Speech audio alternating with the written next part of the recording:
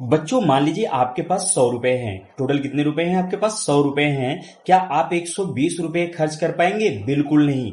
तो मान लीजिए आपके पास 100 रुपए हैं, क्या आप 120 रुपए खर्च कर सकते हैं? बिल्कुल नहीं। उसी तरह रासायनिक अभिक्रिया में भी जितने परमाणु शुरुआत में होते हैं उतने ही अंत में होने चाहिए। इसलिए रासायनिक समीकरण को संतुलित करना बहुत ही जरूरी होता है। नमस्कार दोस्तों, स्वागत है आपका साइंसेज में। मैं हूं आपका चंदन सर। आज हम समझेंगे बच्चों रासायनिक समीकरण को संतुलित करना क्यों आवश्यक है। तो ध्यान समझिएगा, एक प्रकृति का बहुत ही बेहतरीन नियम है बच्चों। ना कोई परमाणु बनता है और ना ही नष्ट होता है, केवल उसका रीअरेंजमेंट होता है यानी पूर्ण विन्यास होता है। तो ध्यान समझिए, आज का जो हमारा प्रश्न है वो है टॉप 50 क्वेश्चन सीरीज का क्वेश्चन नंबर 2, जिसका नाम है रासायनिक समीकरण को संतुलित करना क्यों आवश्यक है, जैसा कि आपको बच्चों स्क्रीन पर दिख रहा होगा। तो आइए इसकी परिभाषा को समझते हैं, फिर मैं एक एक करके एक्सप्लेन करता हूं। तो किसी भी रासायनिक अभिक्रिया में द्रव्यमान ना तो उत्पन्न होता है और ना ही नष्ट होता है, अर्थात अभिकारकों के कुल द्रव्यमान के बराबर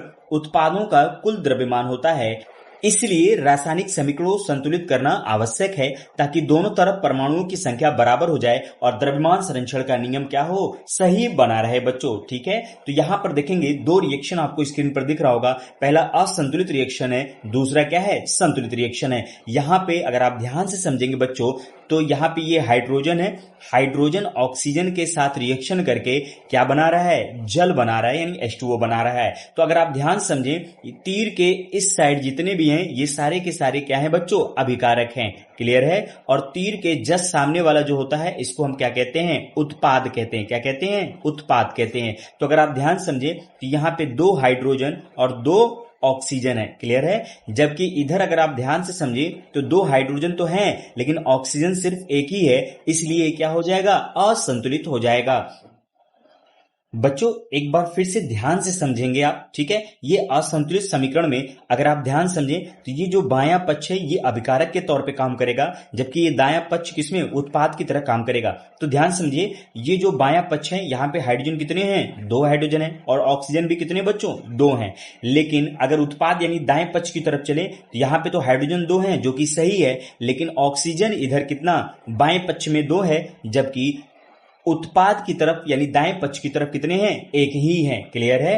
आप देख सकते हैं यहाँ पे 2 हाइड्रोजन 2 ऑक्सीजन। क्लियर है? लेकिन यहाँ पर 2 हाइड्रोजन तो हैं लेकिन ऑक्सीजन एक ही है। तो आप कह सकते हैं दोनों तरफ परमाणुओं की संख्या बराबर नहीं है, जिस कारण इसको असंतुलित हम कहेंगे। तो फिर इसका करेक्ट वर्जन क्या होगा? तो बच्चों हम संतुलित समीकरण को देखेंगे तो यहाँ पर समझेंगे ये जो बायां पक्ष है, कौन सा? अभिकारक वाला यानी बायां पक्ष है। यहाँ पे अगर हाइड्रोजन देखें तो 2 दूना 4 हाइड्रोजन, बिल्कुल सही। ऑक्सीजन बच्चों कितना है? 2 है।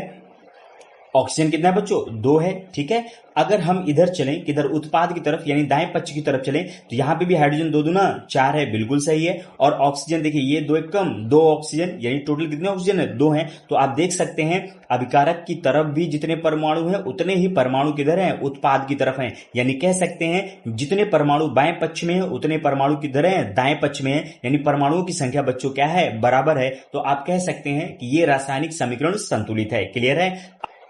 बच्चों यहां पर हम समझेंगे मुख्य कारण क्या है, यानी द्रव्यमान संरक्षण का नियम पालन करने का, यानी किसी भी रासायनिक समीकरण को पालन करने का क्या उद्देश्य है, इसको हम समझेंगे। तो पहला, द्रव्यमान संरक्षण का नियम सही रहता है, यानी इससे रिएक्शन की सही जानकारी मिलती है, यानी समीकरण की सही जानकारी मिलती है। क्लियर है?